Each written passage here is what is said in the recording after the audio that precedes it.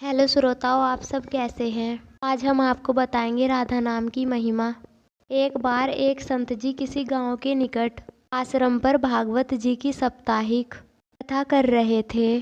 तीसरे दिन के वारतंत में वह कथा करते हुए बताने लगे, अनेक प्रकार के जो लोग पाप कर्म करते हैं उन्हें अनेक प्रकार के नरक में जाना पड़ता है, लेकिन एक उपाय है जिसके द्वारा नरक में जाने से बचा जा सकता है।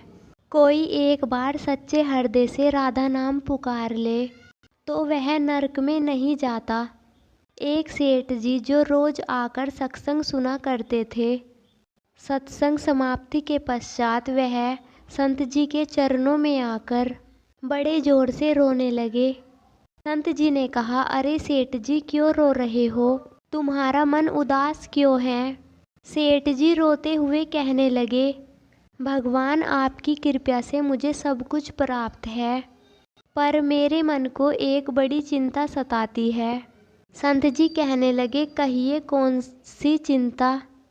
सेठ जी ने कहा, आज आपने भागवत कथा में नरक का वर्णन किया और वर्णन करते हुए बताया जीवों को अनेक पापों से नरक की प्राप्ति होती है, लेकिन एक उपाय है जिसके द्वारा नरक में जाने से बचा जा सकता है। तो प्रभु, मैं तो आपकी शरण में हूँ, रोज सत्संग सुनने आता हूँ। मेरे मन में तो यह विश्वास है, आप संतों की कृपा से, भगवान की कृपा से मेरा उद्धार तो हो ही जाएगा। लेकिन मेरा एक छोटा भाई है जिसकी उम्र 50 साल है। वह ना ही सत्संग में जाता है, ना ही परमात्मा पर विश्वास करता है और ना ही प्रभु का नाम सुमिरन करता है। उसका उद्धार किस प्रकार होगा? मुझे उसकी बड़ी चिंता सताती है। मैं उसे बहुत बार समझाने का प्रयास भी करता हूँ। इस संसार के काम तो होते रहेंगे, तुम भगवान के नाम का स्मरण भी किया करो। तब वह कहता है, ऐसा करने से कुछ नहीं होगा, तुम भी मत किया करो। मैं जितना आस्तिक हूँ प्रभु के प्रति, वह उतना ही कट्टर और अनिश्चयवादी है। तब संत जी ने कहा, क्यों? एक दिन उसका भी उद्धार हो ही जाएगा। सेठ जी रोते हुए कहने लगे, हे भगवान, उसका उद्धार कब होगा? आप जैसे महापुरुष हमारे गांव में आए हैं, मुझे तो आप पर ही यकीन है, आप ही उसका उद्धार करके जाएंगे। अब आप कैसे भी कृपया कर मेरे घर आइए और एक बार तो उसके मुख से श्री राधा नाम का उच्चारण कराइए। तब सेठ जी की विनय सुन संत जी कहने लगे, कल सत्संग समाप्ति के पश्चात मैं कल आपके घर आऊँगा और उससे परमात्मा का सुमिरन अवश्य करवाऊँगा। दूसरा दिन हुआ, सेठ जी अपने घर गए। संत जी के आने का इंतजार करने लगे। आश्रम पर कथा की समाप्ति हुई। अब संत जी अपने वचन के अनुसार सेठ जी के घर पहुँचे। जैसे ही घर पहुँचे, सेठ जी ने बड़े श्रद्धा भाव से संतों का स्वागत किया और सेठ जी ने अपने भाई को बुलाकर कहा, संत जी आज हमारे घर पधारे हैं, उनका दर्शन कर लो। वह अंदर से बैठे बैठे कहने लगा, मुझे नहीं किसी संत से मिलना है और ना ही भगवान से मिलने की इच्छा है। तुम ही उनकी सेवा करो और तुम ही उनका पेट भरो।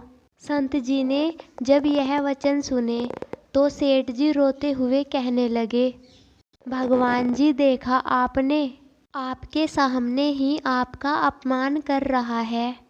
संत जी कहने लगे, सेठ जी बुरा ख्याल ना कीजिए, सब कुछ अच्छा होगा।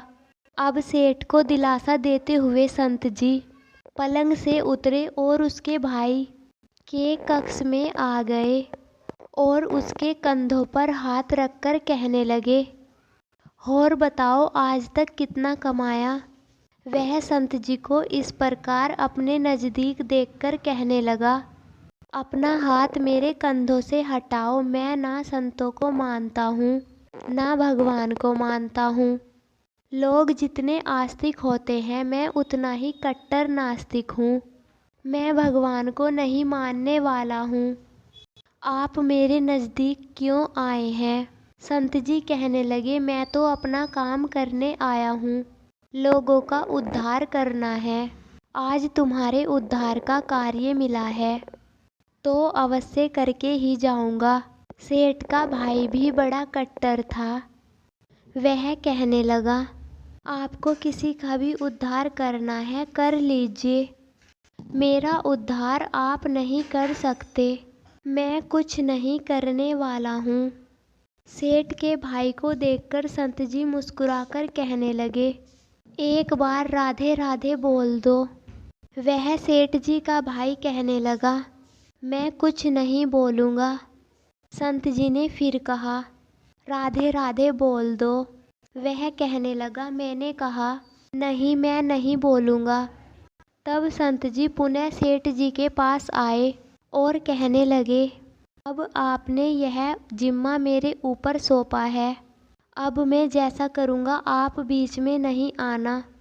आप सारे परिवार वाले बाहर जाकर बैठ जाओ, जब तक मैं आपको बुलाऊं नहीं एक भी परिवार वाला इस कक्ष में ना आए। अब इस प्रकार सेठ जी अपने परिवार सहित बाहर जाकर बैठ गए। अब कक्ष में संत जी और सेठ जी का भाई था। संत जी ने पुनः प्रेम से कहा, अरे भैया एक बार राधे राधे बोल दो।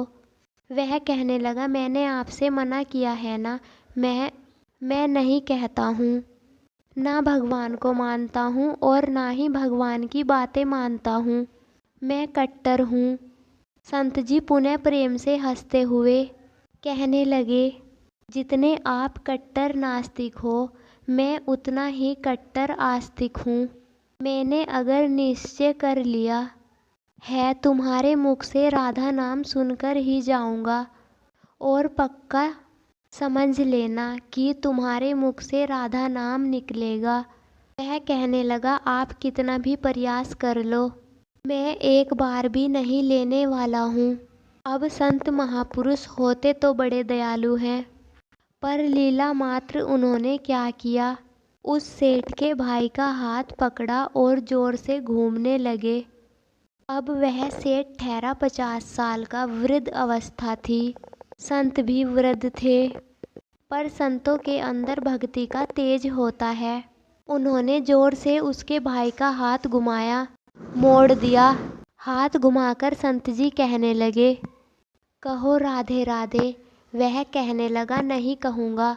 अब तो संत जी ने जोर से हाथ घुमाकर सेठ जी के भाई को जमीन पर पटक दिया और खुद उसके पेट पर चढ़कर बैठ गए। और संत जी फिर कहने लगे, कहो राधे राधे। वह कहने लगा, नहीं कहूँगा। अब तो संत जी ने उसके दोनों हाथ पकड़ उसके पैरों को बांध दिया और कहने लगे, कहो राधे राधे। अब ऐसी अवस्था में वह सोचने लगा, यह संत तो मुझे मार ही देगा। तब उसने बिना इच्छा के एक बार ऐसे ही कह दिया, राधे राधे। और जैसे ही उसने राधे राधे कहा, संत जी ने उसके हाथ पैर खोल दिए, उसके बंधनों को छोड़कर बाहर आ गए और कहने लगे, सेठ जी आपका कल्याण हो गया और आपके भाई का भी कल्याण हो गया। सेठ जी कहने लगे, अंदर से बहुत तेज आवाज़ें आ रही थी।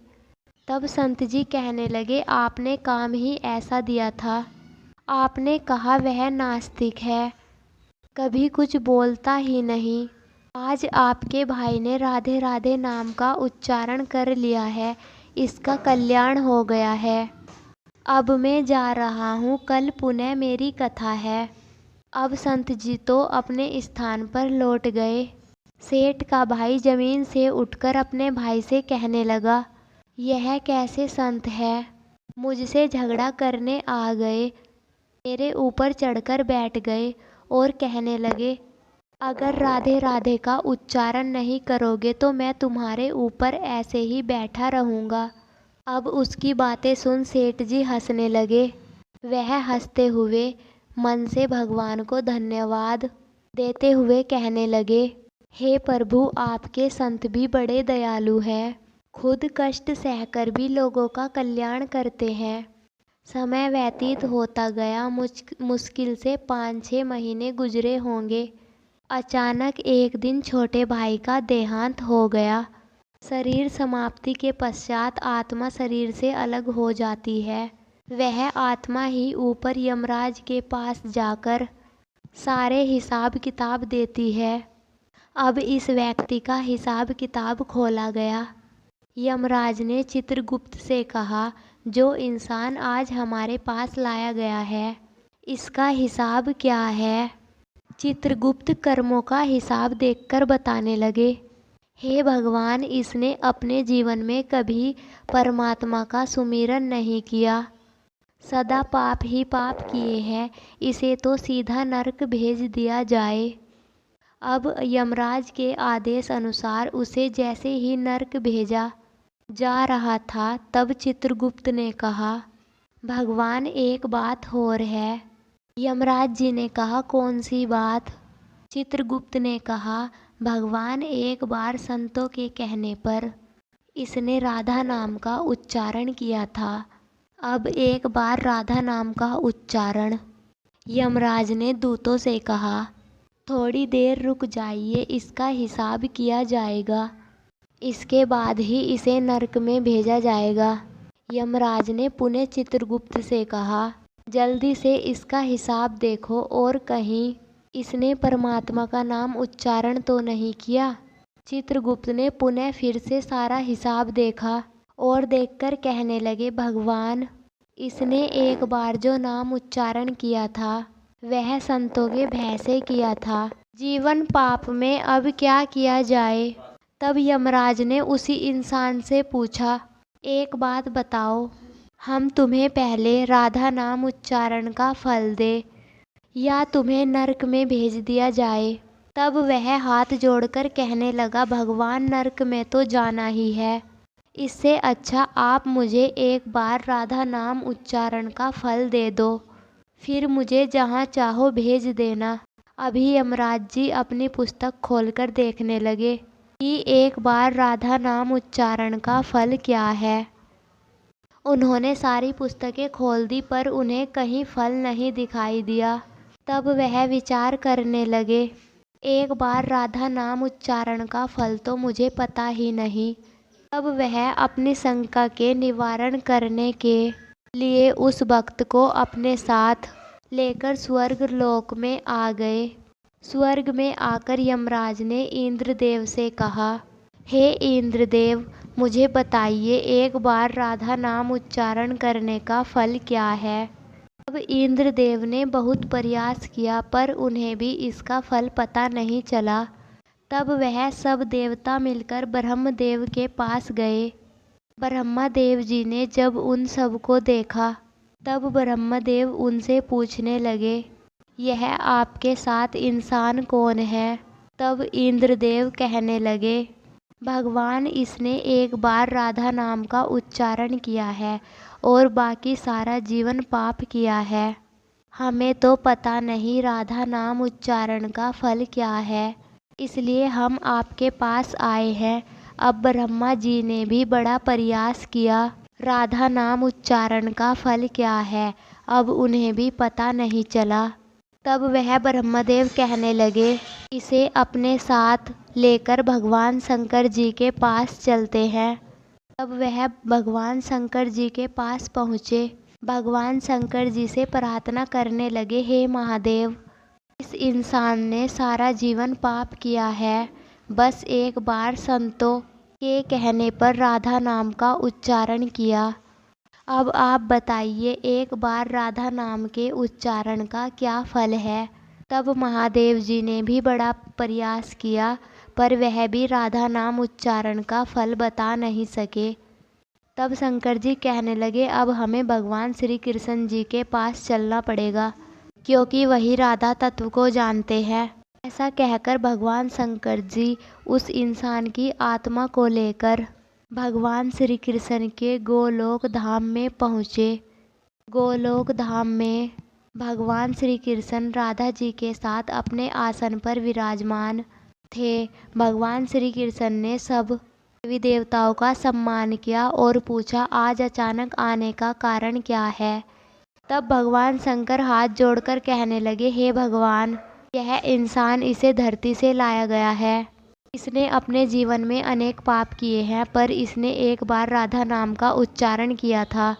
यमराज जी पता ना कर सके कि एक बार राधा नाम उच्चारण का क्या फल है। तब वह इसकी जानकारी लेने के लिए इस इंद्र के पास स्वर्ग में आए थे।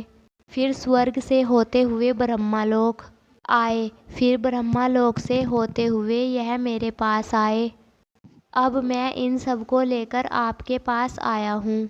अब आप बताइए, एक बार राधा नाम उच्चारण का फल क्या हो सकता है। जब इस प्रकार बातें चल रही थी, तब श्री कृष्ण के पास बैठी राधा रानी बड़े जोर से हंसने लगी। तब श्री कृष्ण ने कहा, हे राधिका, क्यों हंसती हो।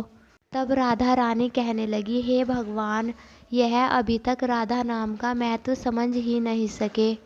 तब भगवान शंकर जी कहने लगे, हे महारानी, राधिका नाम का क्या असर है, अब हमें बताइए ना। तब राधा रानी जी कहने लगी, हे महादेव, आप खुद सोचिए। इस व्यक्ति ने एक बार राधा नाम जपा। वह एक बार राधिका नाम जपने से स्वर्ग लोक की सैर करके आया ब्रह्मालोक में। ब्रह्मालोक में दर्शन करके आया आपके महादेव लोक में, और महादेव लोक में इसने आपका दर्शन किया। आज एक बार के उच्चारण के प्रभाव से यह सबका साथ लेकर हमारे गोलोक धाम में आया है। मेरे दर्शन और श्री कृष्ण का पूजन कर रहा है। राधिका नाम का और क्या फल हो सकता है। जब राधिका जी ने इस प्रकार राधा नाम का जपने का पूरा महत्व बताया, तब यमराज जी कहने लगे, यह तो बड़ा अनंत फल है। यह व्यक्ति नरक में जाने वाला था, पर वह एक बार राधा नाम के उच्चारण से सब लोगों की यात्रा कर भगवान श्री कृष्ण और राधा रानी के चरणों में उपस्थित हो गया। इससे अधिक और क्या फल हो सकता है। तब फिर यमराज कहने लगे, भगवान, क्या इसे अब नरक में जाने की आवश्यकता नहीं। तब श्री कृष्ण जी कहने लगे, हे धर्मराज, जिसने एक बार राधा रानी के चरणों का दर्शन कर लिया, वह तो कभी नरक में जा ही नहीं सकता। तब वह भक्त जो वहाँ पर राधा रानी के दर्शन कर रहा था, वह कहने लगा, हे महारानी, मैंने तो संतों के भय से आपके नाम का उच्चारण किया था, पर जो सच्चे हृदय से आपके नाम का उच्चारण करते हैं, उन्हें तो जीवन में कोई भय होगा ही नहीं। वह तो कभी नरक की यात्रा में निकलेंगे ही नहीं। वह तो सीधा आपके चरण में ही समा जाएंगे। तो इतना महत्व है एक बार राधा नाम के उच्चारण का। जो सच्चे हृदय से इस प्रकार कह दे, राधे राधे, श्याम मिला दे, तो राधा नाम का उच्चारण करते ही परमात्मा का साक्षात दर्शन हो जाता है। तो प्रेम से बोलिए, राधे राधे, जय श्री कृष्णा राधे। अगर आपको वीडियो पसंद आए तो हमारे चैनल को सब्सक्राइब करें, वीडियो को लाइक करें। धन्यवाद।